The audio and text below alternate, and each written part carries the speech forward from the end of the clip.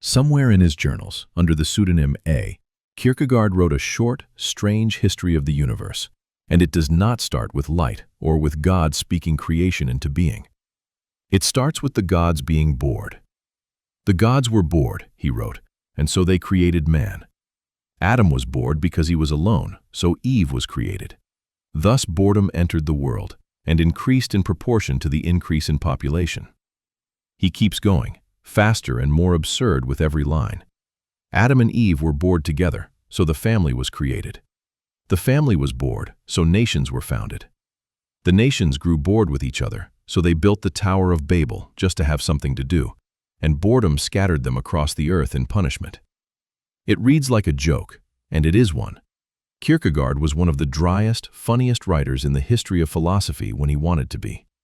But underneath the joke is a claim he meant completely seriously, one that he thought most people go their entire lives refusing to look at directly. Boredom is not a minor inconvenience between the real events of a life. It might be the single most revealing feeling you have, precisely because of how hard everyone works to make sure they never have to sit inside it for more than a few seconds at a time. Kierkegaard knew this feeling from the inside before he ever wrote a word about it. He was a restless, brilliant, chronically unsettled man who rarely finished a meal sitting still, who wrote standing at a tall desk because sitting felt like a kind of death, who walked the streets of Copenhagen for hours every day partly to think, and partly, by his own admission, just to outrun the specific dread of an empty afternoon. He read constantly, wrote constantly, argued constantly, and confessed in private that underneath all of it sat a boredom so total he sometimes called it the closest thing he knew to hell. He did not treat this as a personal flaw to be managed and hidden.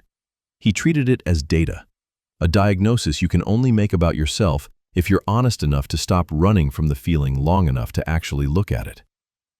Today, we're going to walk through what Kierkegaard meant when he said boredom is the root of all evil, why the modern habit of keeping busy or staying entertained is not actually a cure for it, and why the boredom you keep trying to escape might be telling you something closer to the truth about your life than the busyness you replace it with ever will. 1. Boredom is the root of all evil, not idleness. There's an old idea, older than Kierkegaard, that idleness is the root of all evil, that if people would just stay busy, occupied, productive, they'd stop causing trouble. Kierkegaard read that idea and flatly rejected it. In Either Or, in an essay called The Rotation of Crops, he argues the opposite. It isn't idleness that corrupts people, it's boredom, and the two are not the same thing at all. A person can be perfectly idle, lying in a field doing nothing, and be completely at peace. The danger isn't the absence of activity. It's the specific, gnawing feeling of emptiness that shows up when a person is not actually inhabiting their own life, whether they're busy or not. He wrote it plainly. How dreadful boredom is, how dreadfully boring. I know no stronger expression, no truer one, for like is recognized only by like. And then he traces where it actually leads. Bored people, he says, are the ones who start wars for something to do. Bored people are the ones who chase novelty for its own sake, who ruin relationships out of restlessness rather than genuine unhappiness, who need constant stimulation because stillness reveals something they'd rather not see. This is the part worth sitting with. Kierkegaard isn't saying boredom is dangerous because it makes people lazy. He's saying it's dangerous because of what people are willing to do to make it stop. 2. The rotation method. How the aesthetic life manages boredom without curing it. So what do people actually do about it? In that same essay, Kierkegaard describes what he calls the rotation method, and the name is a farmer's joke. A farmer rotates crops not to fix the soil permanently, but to keep getting a harvest out of ground that would otherwise wear out. The aesthetic person, the pleasure chaser, does the same thing with experience. There are two ways to rotate, he says. The crude way is to keep changing the field. New city, new job, new relationship, new hobby. Always something fresh, because the old thing has gone stale. Most people who chase novelty are doing exactly this, and Kierkegaard thought it was exhausting and ultimately futile, because the field runs out eventually, and there's always another field needed after that. But he describes a subtler version, the one he actually practiced. Instead of changing what's in front of you, you change how you relate to it. You limit yourself on purpose. You find an arbitrary detail in an ordinary moment, the way a man ties his shoe, a strange word in a boring conversation, and you make it interesting through sheer attention, the way a prisoner might find a whole world in the cracks of a ceiling. You forget selectively. You remember selectively. You never let yourself become fully dependent on any one hope, plan, or person, because dependency is where the real vulnerability to boredom's return sets in. It's a genuinely clever system. Kierkegaard describes it with something close to admiration for its ingenuity. And then, he spends most of the rest of his career explaining exactly why it doesn't work. Think about what this actually looks like today, because the rotation method never went away. It just got faster. A person finishes one show and immediately opens another, not because they were gripped by the story, but because the 10 seconds of silence before the next episode starts felt unbearable. A person switches jobs every 18 months, chasing the specific high of a new title and a new office, never quite noticing that the flatness always finds them again around month 14. A person can't sit in a waiting room, a car, a quiet kitchen, without reaching for a phone inside of 4 seconds. Not because there's anything urgent to check, but because the alternative is being alone with an unoccupied mind, and something in that prospect feels closer to danger than to rest. None of this looks like idleness. It looks like the opposite. A life crammed absolutely full. Kierkegaard would say that's exactly the point. The rotation method was never about being idle. It's an extremely busy, extremely well-organized way of making sure you never have to stay still long enough to find out what's actually underneath the busyness. 3. Why the method fails. Boredom is not the problem. It's the symptom. Here's where Kierkegaard makes the turn that separates him from a simple self-help writer telling you to try new hobbies. He didn't think the rotation method was a bad life plan that just needed better execution. He thought it was targeting the wrong thing entirely. Boredom, for Kierkegaard, isn't a problem in itself. It's a symptom. And treating a symptom while ignoring what's causing it just guarantees the symptom keeps coming back, dressed slightly differently each time. In either/or, the aesthete who writes all this, the pseudonym known only as A, is genuinely brilliant, genuinely charming, has read everything and tried everything, and is, underneath all of it, one of the emptiest people in the entire book. He curates experience instead of committing to any of it, precisely so that nothing can ever fully disappoint him. And in doing that, he guarantees that nothing can ever fully belong to him either. He gets to feel, for a while, endlessly entertained. What he never gets to feel is anchored.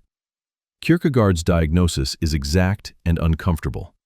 The boredom always returns, no matter how well you rotate the field, because the field was never the problem. The problem is that there's no one home to actually inhabit any field you plant. You can change the crop every season for the rest of your life, and still never once ask who, exactly, is doing the planting, or why that person keeps needing a new field just to feel like anything is happening at all. 4. From boredom to despair. What the sickness unto death adds. This is where the diagnosis gets its full weight. In The Sickness Unto Death, Kierkegaard describes despair not as sadness, not as crisis, not as the thing that happens when your life visibly falls apart. He describes it as a condition of the self, specifically, the condition of a self that has failed to actually become itself, whether or not the person carrying that self has any idea this is what's wrong with them. And he draws a direct line back to exactly the kind of restless, entertained, rotating life we've just described. He wrote that most despair is not the dramatic kind anyone would recognize as despair. It is a quiet, respectable despair that a person can carry through an entire well-managed life without ever once naming it. A person feels flat, unfocused, faintly dissatisfied under a surface of constant activity. And rather than ask what that flatness is actually pointing to, they reach for the next distraction, the next rotation, and call the flatness boredom, a small, manageable, faintly embarrassing feeling, rather than what Kierkegaard thought it usually was, the sound of a self that has never fully shown up to its own life, echoing back at itself in every quiet room it can't quite fill. Boredom, in other words, is despair's favorite disguise, small enough to shrug off, familiar enough to laugh about, and vague enough that almost nobody goes looking for what's actually underneath it. 5. The diagnosis. You're bored because you haven't committed to anyone, including yourself. So where does this actually leave a person?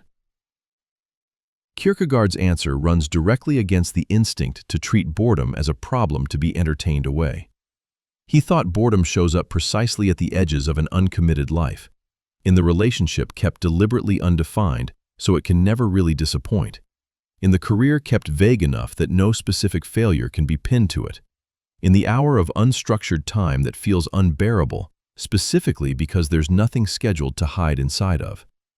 The ethical life he describes as the answer in either or isn't duller than the aesthetic one, even though it sounds that way on paper. Marriage instead of novelty, a chosen vocation instead of endless options, a single promise instead of 100 open doors. It's not duller because the stakes are lower. It's the opposite. It's the only kind of life boredom can't fully colonize, because boredom needs a gap between you and your own existence to live in, and commitment is precisely what closes that gap. The aesthete has 1,000 interesting afternoons, and no life he could point to and say, "This, entirely, is mine." The person who commits has far fewer options, and Kierkegaard would say, a far harder time feeling that particular flat, gnawing emptiness. Not because life gets easier, but because there's finally someone actually standing inside it. So the next time that specific restlessness shows up, the itch to open another tab, start another show, float another idea for a change you don't actually need, Kierkegaard would ask you to resist reaching for the rotation method immediately, just long enough to ask the harder question underneath it. Not, what can I do to feel less bored right now? But, what exactly have I been avoiding committing to that would make this particular kind of emptiness stop making sense? He never promised that answering it would be comfortable. Commitment, in his account, costs you every other life you might have lived instead, and that loss is real and worth taking seriously. You don't get the ethical life and keep every open door too. You get the one door, closed behind you, and whatever you actually build on the other side of it. But he was certain of one thing. Entertainment can rotate the field forever without ever once addressing what's actually wrong, and a person can die old, well amused, and never having been anyone in particular. Boredom, read correctly, isn't a glitch to patch over with the next distraction. It's the most honest feeling you have left, the one thing your entertained, rotated, endlessly occupied life hasn't yet managed to talk you out of noticing. If this changed how you think about the next time you reach for your phone out of boredom, subscribe to Above Average, where we explore the psychology and philosophy of the thinkers who saw what most people never do. Thanks for watching.